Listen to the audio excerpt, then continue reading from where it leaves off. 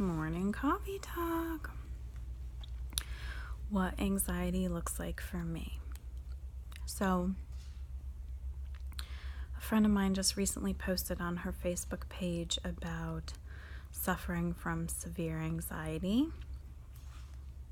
And she was looking for recommendations of what she can do when that happens. So, what anxiety looks like for me, I'm not really suffering much anxiety these days, but I have had periods in my life where it's been debilitating. It's been so bad that it's horrible. Like,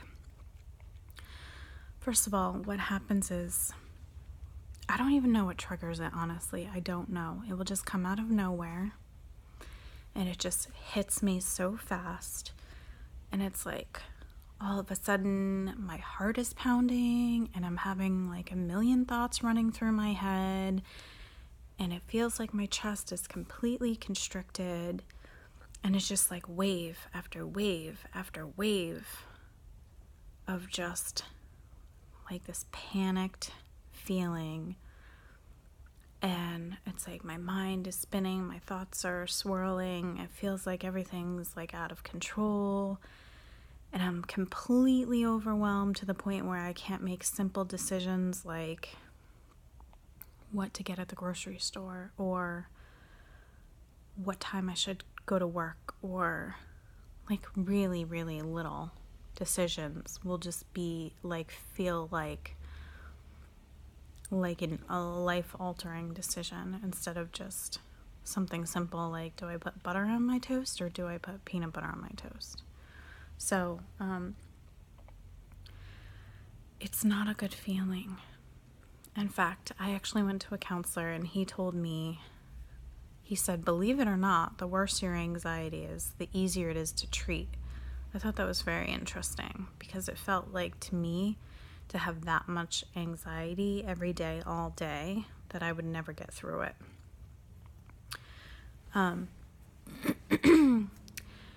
And I was looking up online. Stop it. My cat, he's trying to get into the room. I was looking up online kind of things that you could do when you're having an anxiety attack. I went to thecalmclinic.com and I picked out my favorite things, kind of things that have worked for me. The cat is distracting me right now.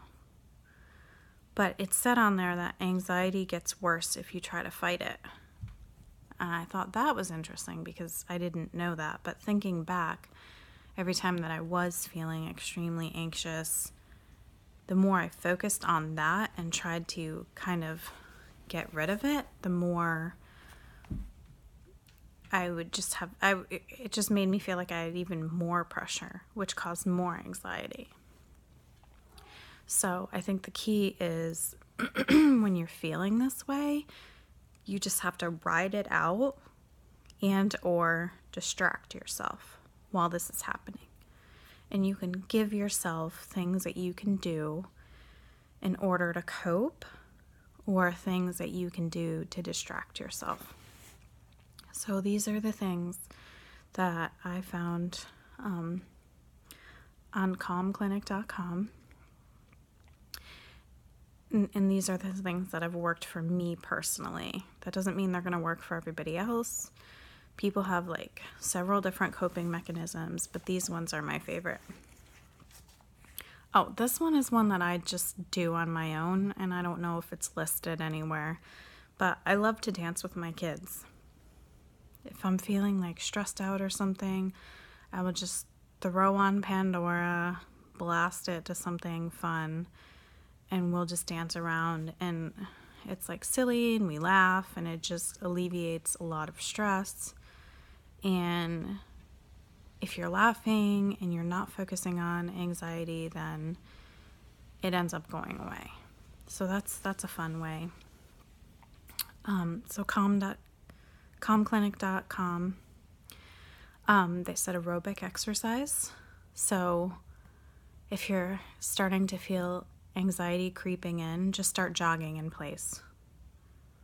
It sounds silly, but like you're not going to be able to always run to the gym right when something's going on. So just start jogging in place, or again, you can dance like I do.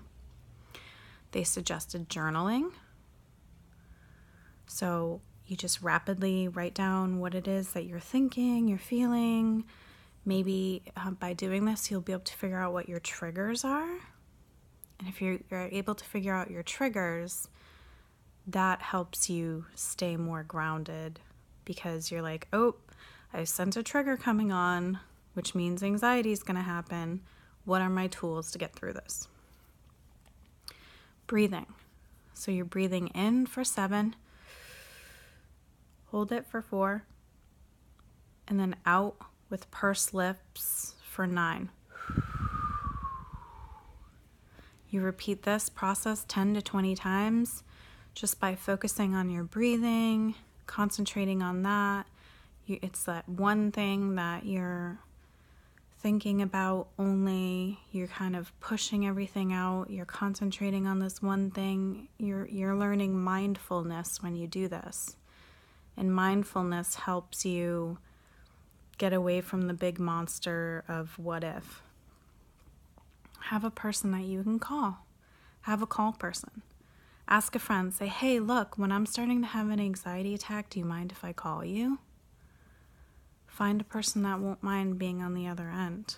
And then the minute you start to feel anxiety, just give them a call. Write yourself a list of relaxation things. So if you love to paint, if you like taking a bath, whatever you like to do, make a list of every activity that you find relaxing and do something off of that list. Now, this is something that you probably, you may not have time to do if you're like busy and you have kids and stuff like that.